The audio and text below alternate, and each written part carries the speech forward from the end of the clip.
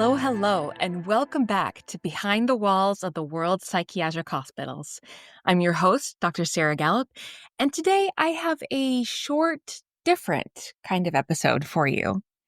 It's going to be a sort of two-part episode. In the first part, I'm going to tell the story of Zelda Fitzgerald, the wife of writer F. Scott Fitzgerald, and her multiple hospitalizations during her life. In the second part, I'm going to tell you about the history of one of the hospitals where she spent part of her life. And there's going to be a secret I'll reveal halfway through. Trigger warnings for this episode include mention of suicide and death by fire. So come on in and get comfortable as we go behind the walls of Zelda Fitzgerald's abandoned sanitarium. Zelda Fitzgerald's life was marked by both brilliance and tragedy, and her time in the sanitarium tells a unique and haunting story. It's a tale not just of her own struggles, but also of the societal expectations of women during the early 20th century, the stigma surrounding mental health, and the difficulties she faced as an artist in the shadow of her husband's fame. But before we jump into Zelda's time in the sanitarium, let's set the stage a bit by talking about her life and what led her to this point. Zelda Sayer was born in 1900 in Montgomery, Alabama, into a wealthy Southern family. From a young age, she was known for her beauty, charm, and a flair for the dramatic. Zelda quickly became a socialite and was one of the most sought-after debutantes of the South. But despite the attention she received for her looks, Zelda had her own ambitions. She was an artist, a dancer, a writer, and a painter. In fact, many people don't realize just how much she contributed artistically in her own right. Zelda's work often explored themes of female independence, freedom, and the struggle between societal expectations and personal desires. And of course, Zelda's name is tied forever to that of her husband, F. Scott Fitzgerald, whose novels, particularly The Great Gatsby, have cemented his place as one of the most iconic writers of the 20th century. They were the ultimate it couple of the jazz age, living a life of glamour and excess, but it wasn't all as romantic as it seemed. Beneath the glittering surface, Zelda and Scott's marriage was far from perfect. While they were initially the epitome of a glamorous couple, their relationship became increasingly strained due to Scott's alcoholism, his infidelity, and his intense focus on his writing career. And Zelda, despite being a talented artist herself, was often overshadowed by her husband's fame. Scott was, after all, the famous one, and Zelda's artistic pursuits were seen as secondary. But more than that, Zelda's mental health began to deteriorate as well. She was diagnosed with schizophrenia in 1930, but the label was incredibly controversial, as the understanding of mental health at the time was extremely limited. And I should add here that although she was diagnosed with schizophrenia, remember that in the 1930s and around that period, the diagnostic criteria for schizophrenia looked a lot more like what we would call major depressive disorder today. So it's entirely possible that she wasn't experiencing psychosis per se, but actually depressive symptoms. It's important to note that Zelda's struggles with mental illness weren't just a product of her personal demons. The expectations placed on her as the beautiful, perfect wife of a famous author, while being a woman in the 1920s with little control over her own life, certainly took their toll. Zelda was a woman trying to make a name for herself, but she was constantly told that she was too much or not enough. Her mental health issues were exacerbated by these pressures and by the toxic dynamics in her marriage. By 1930, Zelda's mental health had deteriorated to the point where she was hospitalized for the first time. This marked the beginning of a pattern that would define the latter part of her life. Zelda was admitted to several psychiatric hospitals, but the most significant was the Phipps Clinic at Johns Hopkins University in Baltimore, where she would spend much of the next decade. Phipps Clinic was a progressive institution for the time, known for treating mental illness with a mix of therapy, rest, and the emerging science of psychiatry. Zelda's time at Phipps Clinic was not only transformative for her, but it was also significant for how it intersected with the broader cultural and medical understanding of mental health. This was a time when psychiatric care was still relatively primitive. Treatments like electroshock therapy, insulin coma therapy, and even lobotomies were in use, and the stigma surrounding mental illness was incredibly strong. What's particularly tragic about Zelda's time in the sanitarium is the way her personal narrative was shaped by the people around her. Zelda's own voice often got lost in the conversation. She was seen not as a woman in distress, but as the wife of F. Scott Fitzgerald. Many people viewed her struggles as simply a side effect of her marriage or her inability to live up to the expectations of the era. The treatment Zelda received in the sanitarium, as well as the constant media attention, certainly didn't help. While there, Zelda often felt isolated from the world. She struggled with the perception that she was crazy simply because she was seen as a woman who didn't conform to societal norms. During her time in the sanitarium, Zelda wrote some of her most important work. In fact, she wrote a novel, Save Me the Waltz, which was published in 1932, though it was largely overshadowed by Scott's critical success. The novel is a semi-autobiographical account of her own experiences and struggles with mental illness. Zelda's work is filled with poignant reflections on her own psyche and the limitations placed on women, but it was often overshadowed by Scott's literary success. There was also a sense that Scott might have felt threatened by Zelda's own creativity, which could have contributed to his treatment of her. He once famously said that Zelda's novel, quote, couldn't compare to anything he wrote, end quote. And that's got to be such a frustrating aspect of their relationship. Zelda wasn't just an ornament to Scott's success. She was an artist in her own right, yet her achievements were often diminished. The sanitarium, however, gave her space to write, though it was also a place of intense emotional and psychological pain. Zelda's time in and out of sanitariums was marked by long stretches of creative silence and periods of personal turmoil. Despite her mental health struggles, she remained a vibrant and passionate person who often sought to find meaning in her suffering. Tragically, Zelda's life ended in a fire at the Highland Hospital in Asheville, North Carolina in 1948, where she had been living in the latter years of her life. She died in that fire, along with 8 other women. It was an unfathomable end to a life filled with so much promise, struggle, and artistry. She was only 47 years old. Zelda Fitzgerald's life is often remembered through the lens of tragedy, but it's important to remember that she was a woman who lived with immense courage and artistic spirit. She was an individual in her own right, not just the wife of F. Scott Fitzgerald. Zelda Fitzgerald's time in the sanitarium is a powerful reminder of how mental illness was misunderstood during the early 20th century, especially for women. It also sheds light on the difficulties she faced as a talented woman trying to make a name for herself in a world that often diminished her contributions.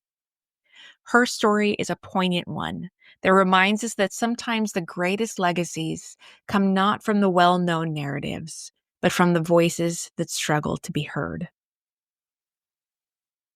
And that's the end of the first part of the episode. And I have a confession to make. All of that, with the exception of a few interjections of my own commentary, was written by ChatGPT. And it feels a little bit like deception, but I promise there's a reason to my madness. First, I just used ChatGPT for the first time this week. I'm really behind. So I've been having way too much fun with it and asking it all sorts of nonsense. But secondly, and more importantly, my episodes take a lot of time to produce. I don't often talk about it, but I think it's important to know. I mean, every week I'm reading at least a book or two, making notes, writing a script, recording, and editing. And I really enjoy everything that I'm learning, and I love it. But it's a lot of work. It's just me putting together these episodes. I don't have editors or writers or researchers. It's just me. So that makes me extra thankful to all of you who listen, who follow the show on social media, who are invested. It means the world to me and makes all of the work worth it. So, all that to say that I do have a new hospital series for you, one that I'm really excited about because I've been there, but I want to take a little extra time to do my research so that I do it well for you.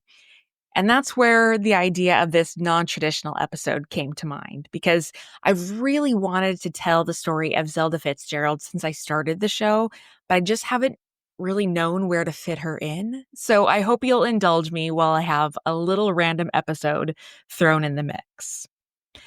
And that takes us to the second part of the episode. Here is where I wanted to discuss the history of the asylum where F. Scott Fitzgerald took Zelda, hoping for some sort of a cure or at least respite.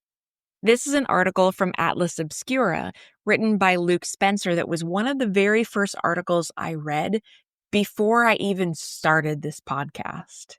And I'm excited to share it with you now. Quote, "A few miles outside the town of Beacon in upstate New York is an empty Victorian mansion. Once built for the Civil War officer General Joseph Howland in 1859 and called Tioronda, the Gothic house was turned into America's first privately licensed psychiatric hospital in 1915. Closing its doors in 1999, it has lain abandoned ever since. Bordering the forests of the highlands overlooking the Hudson River, the hospital was surrounded by over 60 acres, including a now deserted swimming pool, gymnasium, and golf course. Today, rooks nest in the empty spires, disturbed by no one. Once reserved for the very wealthy, this is a sanitarium where a desperate F. Scott Fitzgerald took his beloved wife Zelda in search of a cure. Clarence Slocum was a Scottish doctor who specialized in progressive attitudes toward treating mental health. Renaming the building Craig House, Slocum, followed by his son Jonathan, believed that his patients could be cured by intensive talk therapy coupled with fine dining and recreational pursuits like golf, skiing, and painting. For decades, it was America's most prestigious rehabilitation home, the perfect haven for patients to be cured. In reality, it was a place of great sadness and despair. Frances Seymour, wife to Henry Fonda and mother to Jane Fonda, died by suicide here, cutting her throat with a razor in one of the turrets in 1942. Rosemary Kennedy was sent here after her controversial lobotomy when she was just 23, which left her with the mental age of a 2-year-old. In early 1934, suffering from the early stages of schizophrenia, Zelda Fitzgerald was convalescing in the Phipps Clinic, part of Johns Hopkins in Baltimore. F. Scott Fitzgerald was editing the galleys of Tender as the Night, drawing on his wife's letter to form the character of the beautiful and doomed Nicole Driver. Zelda read the early draft of the novel and was distraught. She was placed under constant supervision for fear that she would take her own life. F. Scott Fitzgerald decided to move her to Craig House and Dr. Slocum.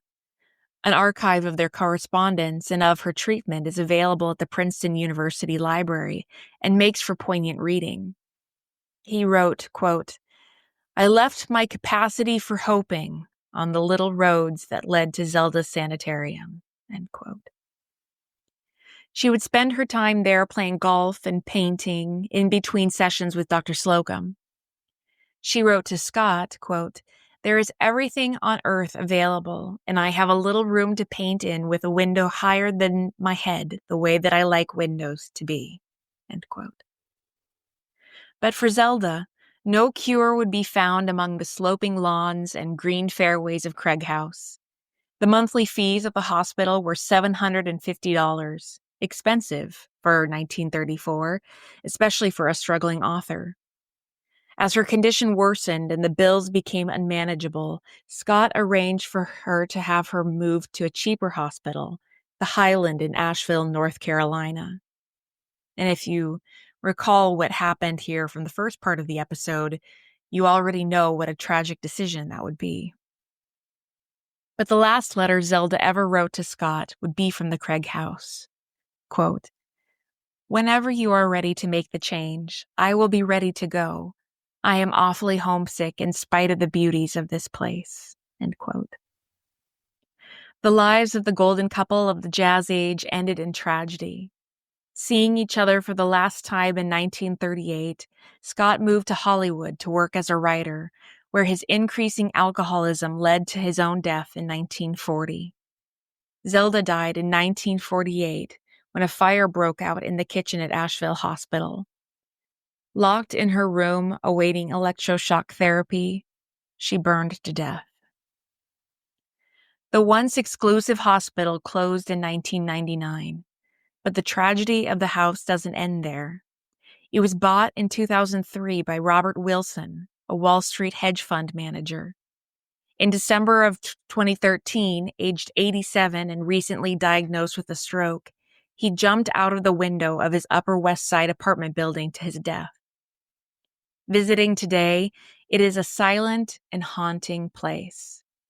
The inside remains perfectly preserved, as though the good doctor and his glamorous patients had suddenly just left the room. As Zelda, at her most troubled, wrote to her beloved husband, quote, "The sense of sadness and of finality in leaving a place is a good emotion. I love that the story can't be changed again, and one more place is haunted. Old sorrows and a half-forgotten happiness are stored where they can be recaptured." End quote. The future of the estate remains undecided. Until then, it lies there neglected and forgotten about. End quote. This article was written in 2015, so I looked up the current state of the Craig house. It looks like it was purchased in 2017 by an investment group with plans to turn it into a hotel and spa. The last I saw was that was still the plan as of 2021, but I couldn't find anything more definitive. And if anybody from that area knows, please let me know. And those are the stories of Zelda Fitzgerald and the Craig House of Beacon, New York. I won't do any more scripts written by ChatGPT, so I hope you'll forgive me for this one. I just was so curious to see what it would give me, and I know I learned something from it. As always, thank you so much for listening. Extra special thanks this week to Teresa and Anna for supporting the show on Buzzsprout and Patreon. And thank you to AT101 for their very kind review on Apple Podcasts. I hope you all know how much that means to me. It really means the world. And it's what keeps me going. So if you haven't done so already, please rate, review, and subscribe wherever you're listening. But super extra bonus points if that's on Apple Podcasts. As I mentioned earlier, I'll be back next time with a new hospital series, and this one where you can check in anytime you want, but you can't ever leave. So stay tuned for a particularly star-studded hospital. And of course, remember the words of Maya Angelou. Do the best you can until you know better. And then when you know better, do better. Until next time. Thank you so much for listening to Behind the Walls of the World's Psychiatric Hospitals. Once again, I'm your host, Dr. Sarah Gallup. Cover image is by Christopher Payne. Check out my website at behindthewallspodcast.buzzsprout.com. Follow the podcast and learn more on Facebook at Behind the Walls Podcast and Instagram at Behind the Walls Pod. For questions or recommendations, email me at behindthewallspodcast@gmail.com. You can find new episodes every Monday on Amazon Podcasts, Spotify, Stitcher, or wherever you're listening right now. If you like the show, please rate, review, and subscribe on Apple Podcasts. It helps other people find and listen to the show, and I would be so grateful. Please stay tuned for more episodes of Behind the Walls of the World's Psychiatric Hospitals. Until next time.